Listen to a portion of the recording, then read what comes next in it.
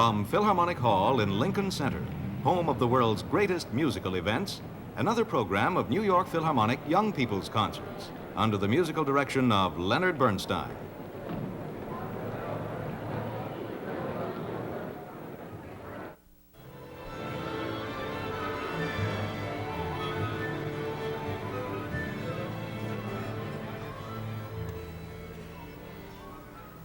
And here is Mr. Bernstein.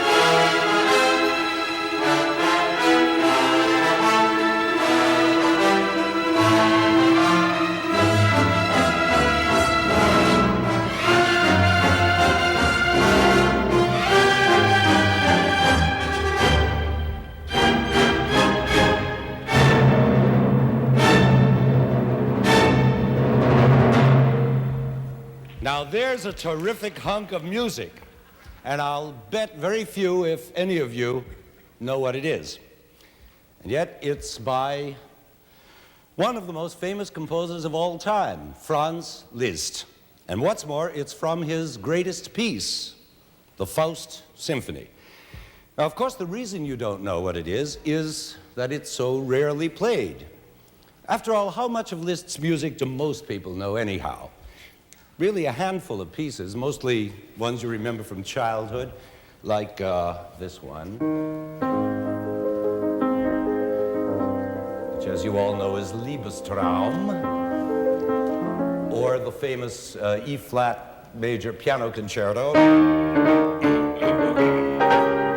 or some of the more favorite tunes from the Hungarian rhapsodies, like this one.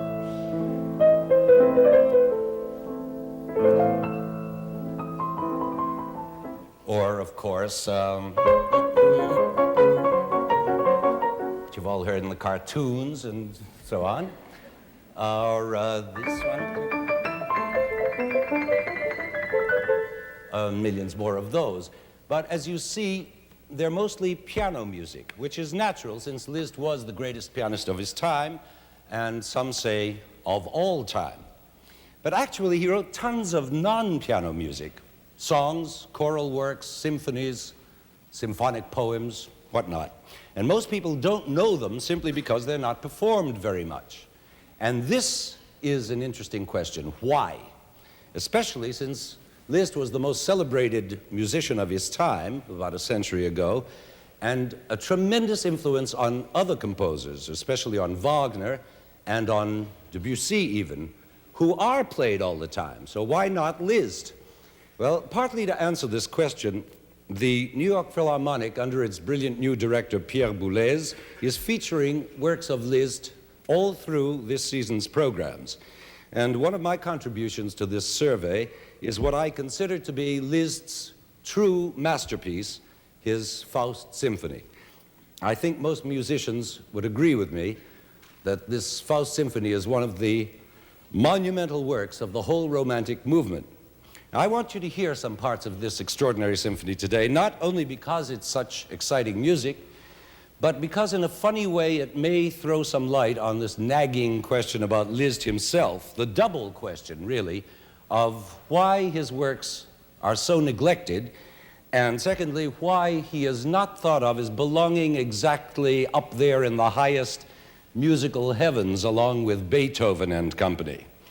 And I hope by the end of this program we may have some clues. Okay, first things first. Before we can know anything about Liszt's Faust Symphony, we have to know something about Faust, whoever or whatever that is. Well, for hundreds of years before Liszt's time, there had been circulating fabulous stories about a certain Dr. Faust, a mysterious old magician who went about Europe doing his various magic acts, you know, things like conjuring up spirits and turning base metal into gold, stuff like that.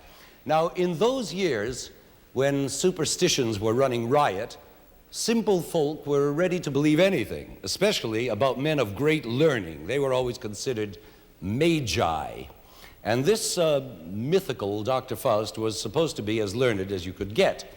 So naturally, the legends about this miracle man captured the imagination of the people, who automatically assumed that Dr. Faust must have acquired his magical powers by being in league with the devil, or Satan, or Mephistopheles, or whatever you want to call him. In other words, that he must have made a bargain with the devil in which he sold his immortal soul in return for total knowledge and power, for an earthly life of guaranteed pleasures. It's a simple deal, trading the vague promise of paradise for the reality of fun right here on earth. It's a myth that's as old as time, and it still persists today. We all make magical bargains all the time. Haven't you ever wanted something so badly that you said, oh, I'd give anything, I'd give my soul if only such and such would happen? Well, that's making a magical bargain. With whom, I'm not saying. But that's the essential myth of Faust, which finally arrived at its supreme literary expression in the great poetic drama by Goethe. That's Goethe, and please don't say you never heard of him, because then I'll have to explain all about him to you, and we'll never get back to Liszt and his music. Let's just say that Goethe, of course, was the greatest poet of the German language. I'll tell you that much. But Goethe's drama of Faust is one of the monuments of all literature, with its mystical story of Faust's bargain with the devil, his ultimate triumph over the devil, and his redemption through love. Goethe spent his whole life writing this masterpiece. He began it as a young man of 20 and kept at it off and on until his death in 1832, which brings us smack up to Franz Liszt, because Liszt, in that very year of 1832, was himself a young man of 20, and in turn carried Goethe's Faust with him all through his life. He adored it. It was always by his side, along with his Bible. And in some way, he seemed to identify with this Faust character. He was possessed by it almost, until finally it burst into musical life in the form of a Faust symphony. Now, here's where things get really interesting, because actually Liszt was a sort of Faust, not in the sense of the old phony magician of the legends, but in the sense of Goethe's Faust, quite a new and different character, a fascinating, complex Faust, a striving, daring, endlessly inquisitive man who had to know and do and experience everything. And Liszt was just like that in his way. He seemed to do everything, and he did it all with smashing success. As a mere 9-year-old boy, he was already knocking them dead in his native Hungary, and 1 year later, he was doing the same thing in Vienna, where he was such a smash that he was publicly kissed by Beethoven. And before he knew it, he was the rage of London and Paris and the darling of the whole musical world. When he played the piano, grown men wept and women fainted. It was like that. People began to say, half seriously, that there was something diabolical there, something spooky, some bond he must have made with the devil. Otherwise, how to explain these magical Faustian powers of his? And what's more, he seemed to have control over his own destiny. For instance, at the very peak of his fame, still a young man, he decided he had had it with the piano, and so he just stopped playing recitals and devoted himself to composing and conducting, and to his ever-continuing love life. Oh, there was lots of that, and very successful indeed. He even had children, although he never got married, and to top it all off, this is really incredible, he even received minor holy orders in Rome, becoming an abbé in his later years. In other words, he had it all. On the one hand, he was a good, kind, religious man, famous for his charitable acts and for his generosity to other composers whose works he was always championing. And he gave lessons constantly. If he liked a pupil, he gave them free. He was that kind of man. On the other hand, he was also a social lion, dynamic, witty, sexy, famous, and endlessly gifted. Well, what is this? You can't have everything. And yet he seemed to. But there's got to be a catch somewhere. Well, let's see if we can find it in his music, in this Faust symphony itself. The symphony has three movements, which don't so much tell the story of Faust as paint three portraits of Goethe's main characters. In fact, Liszt called it a Faust symphony in three character pictures after Goethe.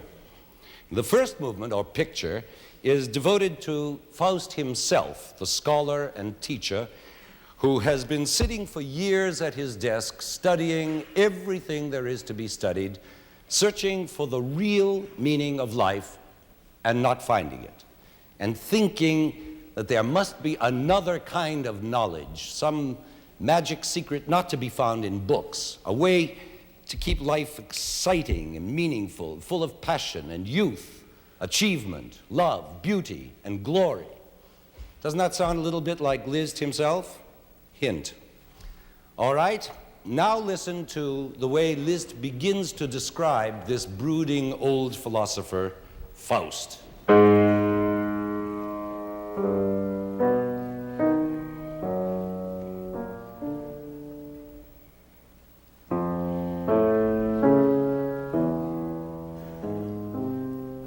You hear the despair and doubt in that opening theme, and you know why? It has no key. You see, it's all the 12 notes of the chromatic scale. I hope you know what that means. All those 12 notes, which are divided up into 4 groups of 3 notes each. 12 different notes. In other words, Liszt, that daring, brash, romantic pioneer, had written the first really atonal music a century before atonal music became the thing to write. Now listen again to this history-making 12-tone row and see if you can hear the sinking despair and doubt in it as it travels down.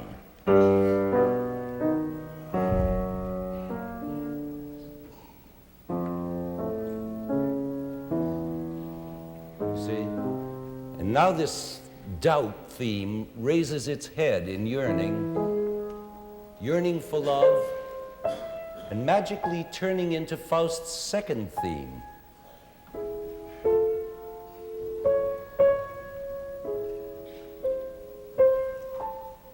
And so you see right away in this introduction, Liszt has given us 2 Faust themes in one, which combine perfectly into a portrait of this aging, book-weary scholar yearning for life, for love.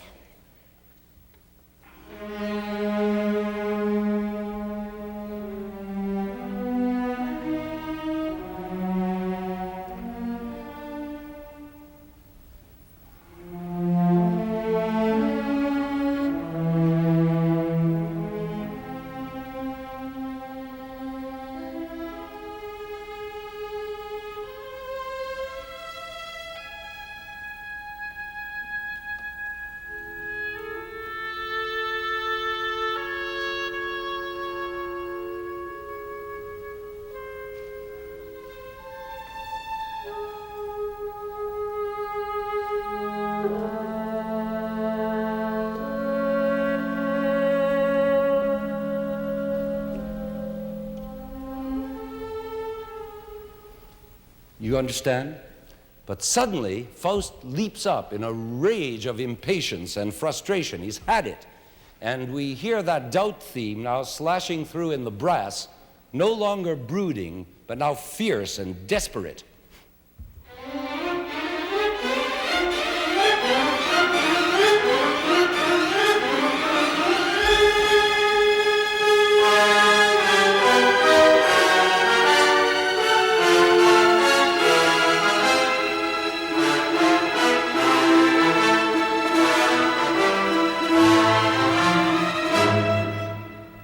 That's Liszt at his most brilliant, dramatic, wild, sparks flying everywhere. And so now Faust is ready for action. He has resolved to do something about his life, even if it means teaming up with the devil. And the rest of this movement is all about how Faust's life could be once he took the plunge. And it's all based on those two themes we've just heard, plus 3 more Faust themes which are like 3 wish dreams he has. One showing youthful passion, which he's yearning for, and the next a dream of love, a pure ideal love, and finally the theme of Faust, the hero, in full glory.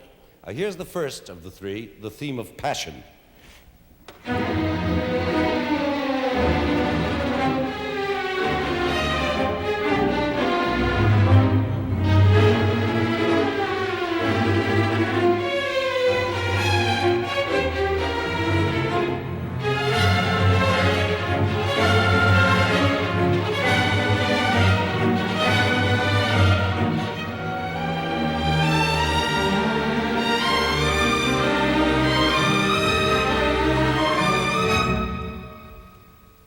That's passion.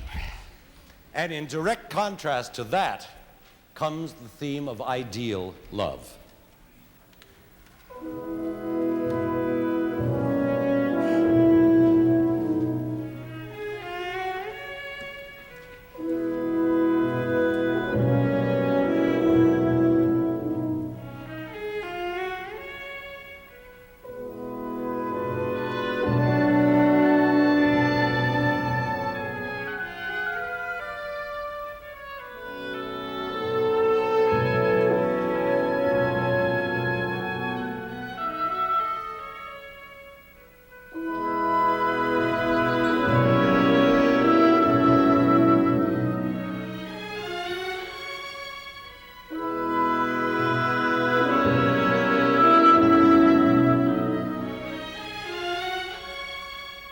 It's a beauty, isn't it? But there's an extra magic involved in that, because if you were listening carefully, you must have heard that the music is simply a transformation of that old yearning theme we heard earlier. Do you remember it?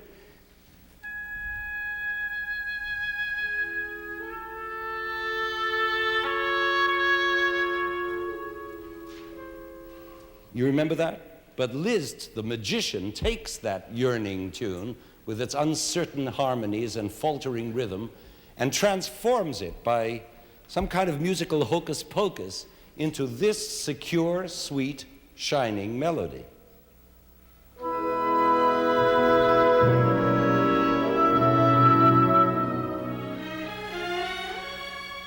It's like pulling a rabbit out of a hat.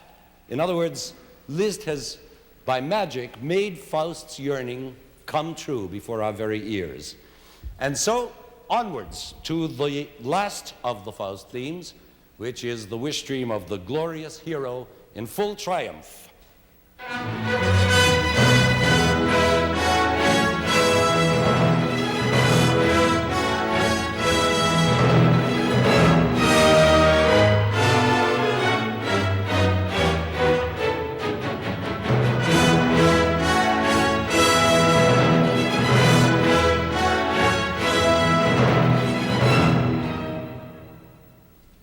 Heroic. And there you have all the elements that are needed to make up a portrait of Faust. The doubting, the yearning, the passionate dreams of love and glory. But these themes are only elements. They make up a sketch of Faust, but not a portrait. Liszt paints the total picture by transforming those elements, those themes, in the same way that we just heard that yearning theme transformed into a love theme.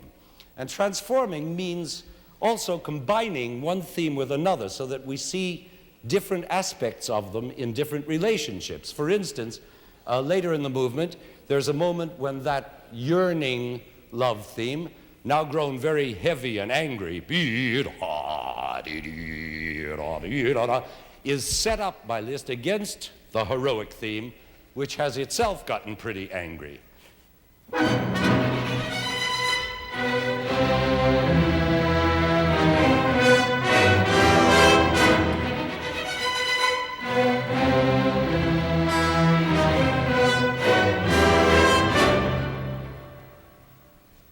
Now, you see, that's a new wrinkle on old Faust's forehead.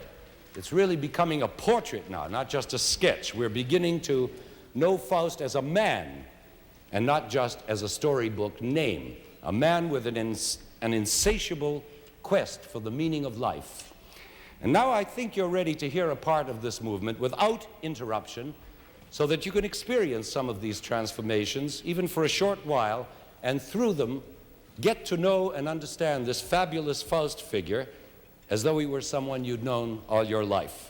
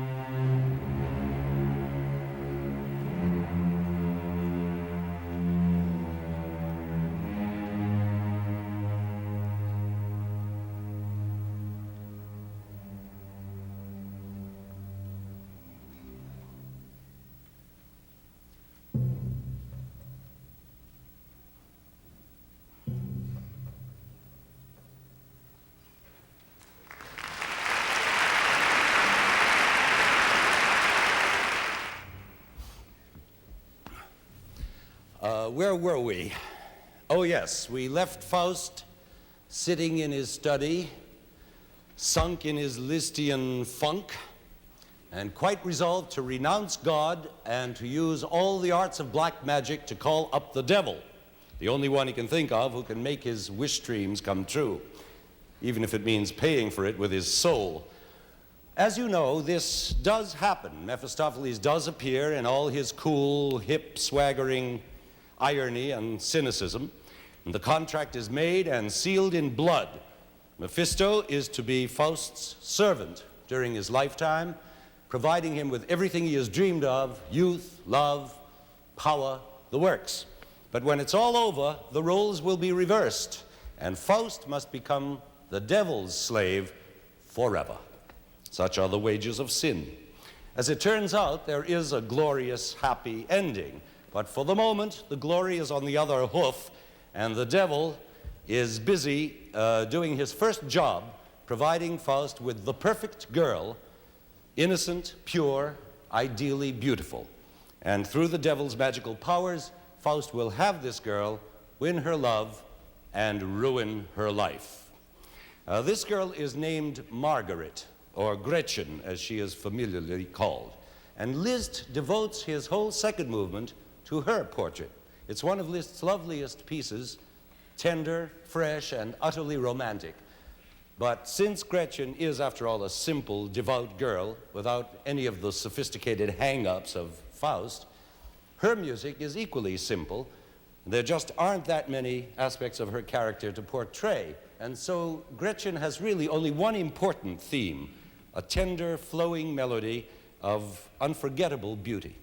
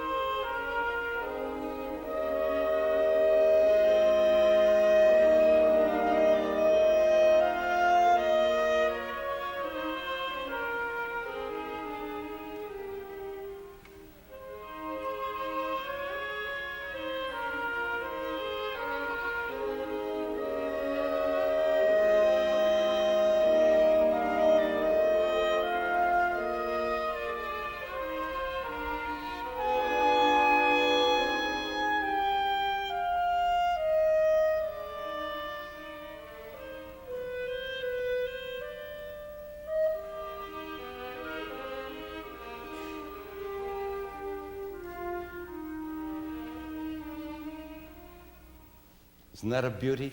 That's Gretchen in love, poor little thing, and let's be kind to her and leave her in her blissful state, because it's time for the dazzling entrance of you-know-who, the devil himself, whom Liszt chose to portray in his extraordinary third and final movement. Mephistopheles appears in flashes of fire and brimstone, smirking, sarcastic, tricky, thoroughly evil, but a heck of a lot more fun than either Faust or Gretchen were. Now, mind you, I'm not putting them down or trying to make the devil out to be anything particularly glamorous or attractive. The point I am trying to make is that in some curious way, and judging only by the music, Liszt liked that devil. It brought out the best in him, the most imagination, the most invention and orchestral brilliance. And perhaps the most remarkable thing about this Mephistopheles movement is that there isn't one single new theme in it, unless you want to count this little devilish figure, which goes, which is hardly enough to be called a theme. So actually, the whole movement is nothing but one big transformation of all those Faust themes we already heard in the first movement. all of them changed and mocked and distorted into devil music. You remember that yearning theme, for instance? Well, here it is transformed into diabolical mischief.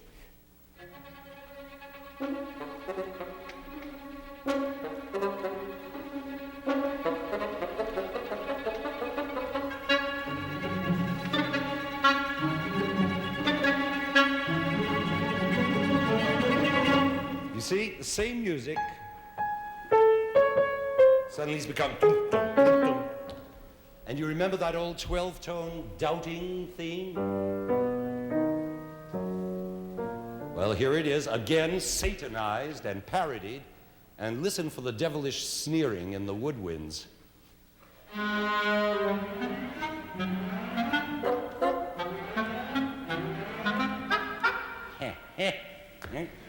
Now that really tells us the story. There is Faust, plain as day, in the clutches of the devil. And then at one moment, there's a sudden hush, and the pure music of Gretchen's theme reappears.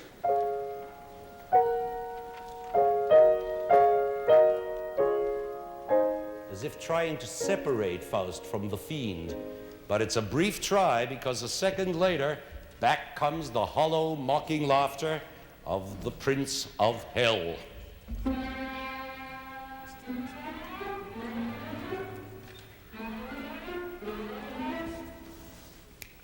Seems hopeless, but of course in the end, as in the end of Goethe's Faust, love does triumph over the devil. Gretchen's soul is saved because of her sincere devotion to God. Even Faust is finally borne aloft to heaven by singing angels, redeemed by the pure love of a pure woman, and by the powers of heaven, which after all are greater and more merciful than those of the devil. And yet, Liszt didn't spend too much time or energy on this happy ending. It occurs rather abruptly, and it's surprisingly short.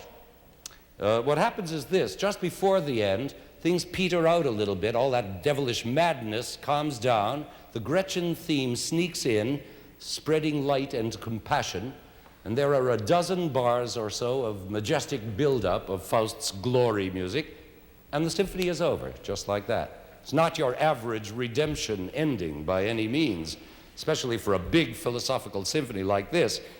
And don't think Liszt didn't know it, because a few years after he had finished it, he added a whole new ending, longer and more religioso, with an organ and a chorus and a tenor solo singing Goethe's final mystical verses. But that was obviously an afterthought. What Liszt really cared about in this finale was that old devil. And come to think of it, he did write an unnatural amount of devil music. Because besides this Faust symphony, he wrote a Dante symphony, which also deals with hell, Inferno. He wrote a piece called Totentanz, or Dance of Death, a piece called Malediction, which means the curse. He wrote 4 different Mephisto waltzes, and even a Mephisto polka. He was Mephisto mad, which brings us back to the question we asked at the beginning: how did Liszt come to have it all? Fame, glory, women, and all the rest. Was he a musician or maybe a magician? Was that priestly robe of his perhaps a sorcerer's robe? Many people have thought so. Even people of his own time who knew him had the impression of a wizard, a Merlin, rather than a man of the church. Was he perhaps in some way a Faust? Could there have been, so to speak, of course, some contact with infernal powers? And if so, what was the bargain? Well, we certainly can't prove whether Liszt's soul went upwards or downwards after he died, but could it just be that he was doomed to go down in history to this very day as a composer of questionable greatness? Oh yes, Liszt, people say, fascinating type, great virtuoso, terrific, all that. But he's never really spoken of in the same breath with Mozart and Bach and Wagner. He's just Franz Liszt, the old magician.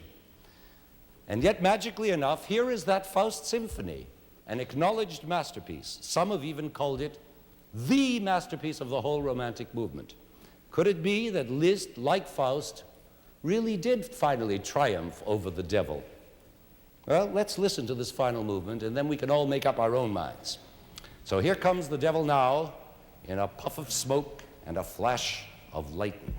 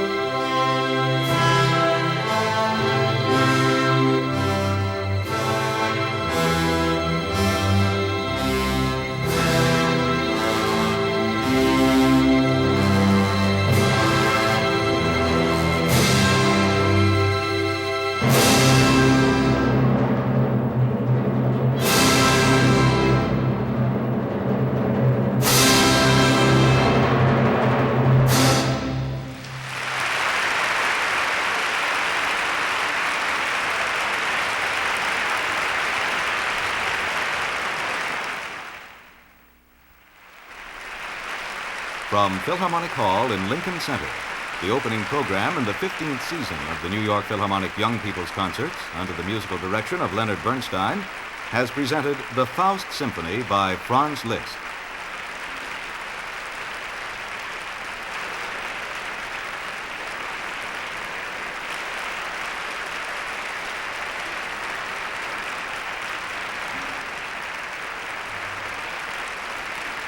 The next concert in this series will be seen on March 26th, when Mr. Bernstein's subject will be The Planets by Gustav Holst. This program was recorded in Philharmonic Hall and was produced and directed by Roger Englander.